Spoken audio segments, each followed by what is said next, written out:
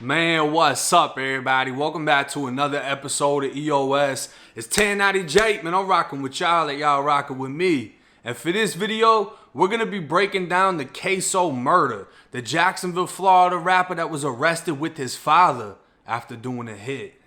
Jacksonville, Florida. When I was in prison, every jit I met from Duval County had 10 years or better. Murders, attempts, it was like killing was a part of the city's culture. Known for having one of the highest, if not the highest murder rate in Florida year after year, 2020 would be no different. Ksoo, a Jacksonville, Florida rapper and known associate of Young and Ace, the sole survivor of a quadruple shooting in 2018 that left 3 dead, including his brother. Young and Ace, shot 8 times, will go on to tattoo his brother and friends that passed to honor their memory. Ksoo's older brother, Willie Addison, known as Boss Goon, was released from prison in 2018 after 7 years for burglary and perjury charges. Within 7 months, he was killed in a mass shooting on January 16, 2019. He performed earlier that night at the Paradise Gentlemen's Club. Abdul Robinson, known as Blue, the father of Ksoo and Boss Goon, was driving after leaving the club. Speaking with the news, he said, "I guess 2 or 3 cars pulled up on the side of us and shot inside our car over 100 times. Killed my son in the front seat, shot my son in the back, in the head 3 times, shot my nephew several times. A couple more passengers in there were shot several times, numerous times. I drove all the way from there to Memorial Hospital, shot in the back twice myself." 2 weeks later, a shootout between 2 cars would take the life of an innocent bystander who was hit by a stray bullet while riding a bike. Fast forward to January 15th, 2020, a day short of a year since the death of Boss Goon. Some could see revenge as a motive, with Boss Goon's death anniversary the very next day. Some could say death was spoken into existence by the victim himself. A Jacksonville rapper by the name of Charles McCormick, known as Lil Buck, had made a song dissing Boss Goon after his death. Dissing the dead only has 2 motives in my eyes. You either dissing them because they're responsible for the death of one of yours, or you're just chasing fame, trying to clout up off the most disrespectful shit you can say that'll get attention.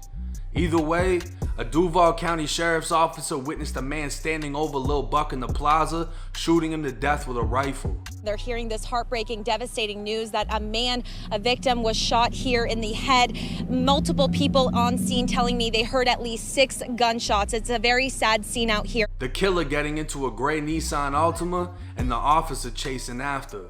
The Nissan ended up crashing into the 1200 block of the Townsend Boulevard residential neighborhood. 3 suspects exiting and fleeing on foot. One suspect, described by the officer as a black male carrying a rifle, fled west, while the other 2 fled east. The officer pursued the man with the rifle, but was unable to catch him. A female was inside of her house, 200 yards away from the crash, when 2 men came rushing inside. She tried to run but was grabbed and drugged to the ground, fighting back as one of the men started to strangle her.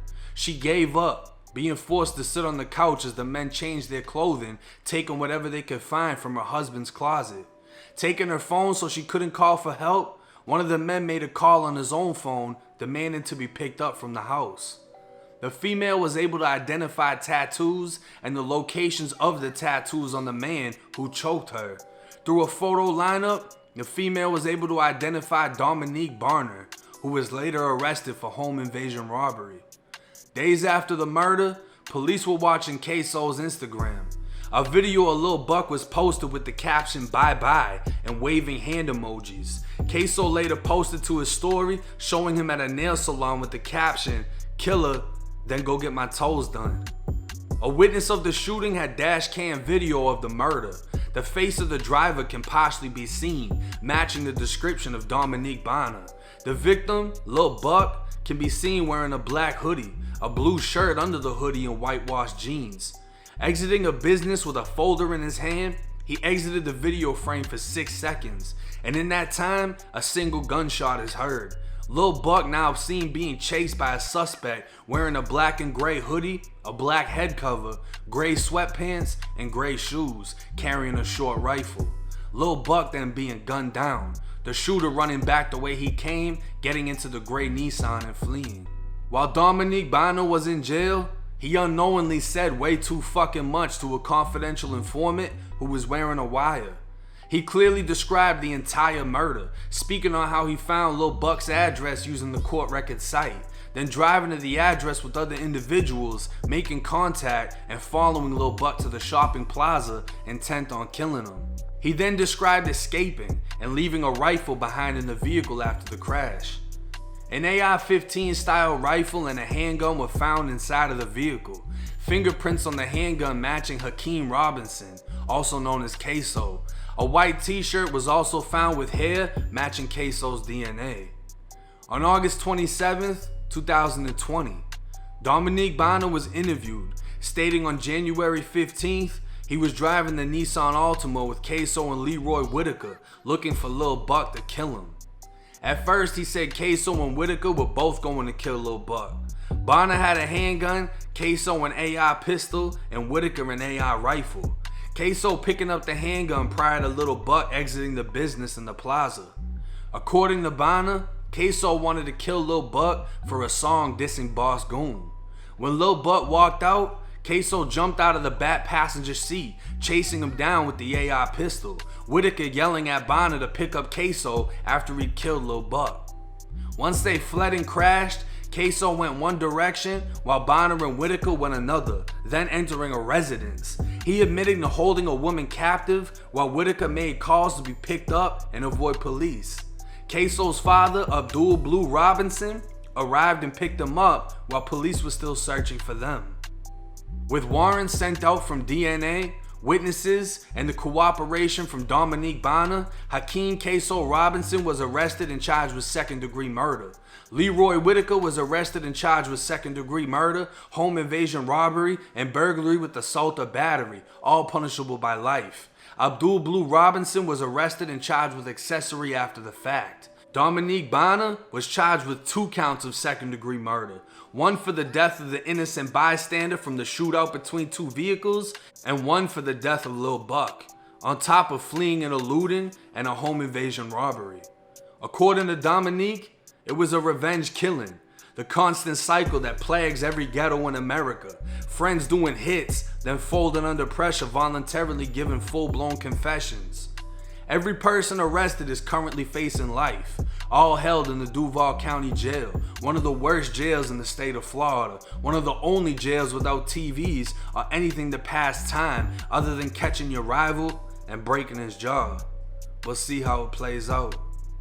Now this case is all over the place. To me, when it was first presented, and one of the main things I wanted to clear up was the fact that it wasn't Ksoo and his dad that went and did the hit. But from what they're saying, what the reports are saying, what the man that's cooperating is saying, is that the father was an accessory to the murder by picking them up after the fact. And another thing, if you peep game, this murder happened back in January. The arrest took literally 8 months. I feel that buddy that's cooperating obviously is major as far as the investigators and everything like that. Without his cooperation, I'm not sure how much they would have. And I feel like he folded just because he was the first one that got popped, and he was probably feeling like he was the only one everything was coming down on. But that doesn't give an excuse. And knowing how Jacksonville rocking, he ain't safe in the county, he ain't safe in prison. I don't know how he gonna Tekashi his way out of this shit. It's a crazy ass fucking situation. But like I said in the video, this is the cycle, the revenge killings that plague every ghetto in America. And not only that, but with being a rapper and having so many outside influences, voices, perspectives, just adding fuel to the fire. Everybody wants to know this. Everybody wants to diss this person, pick a side, this, that, and the third. Being a rapper gotta be one of the deadliest jobs in America right now, especially because damn near every rapper is trying to portray a gangster image with guns, talking about dead homies, fuck the other side, this, that, and the third. But like all murder cases, this is gonna take some time to figure out. Anywhere between 1 to 3 years for everything to actually be settled and done, whether people are copping out the plea deals, whether they're going to trial. taking it to the chin. However it plays out, we'll just have to see. But hey, it's 1090 Jake. I'm rocking with y'all rocking with me. Till next time.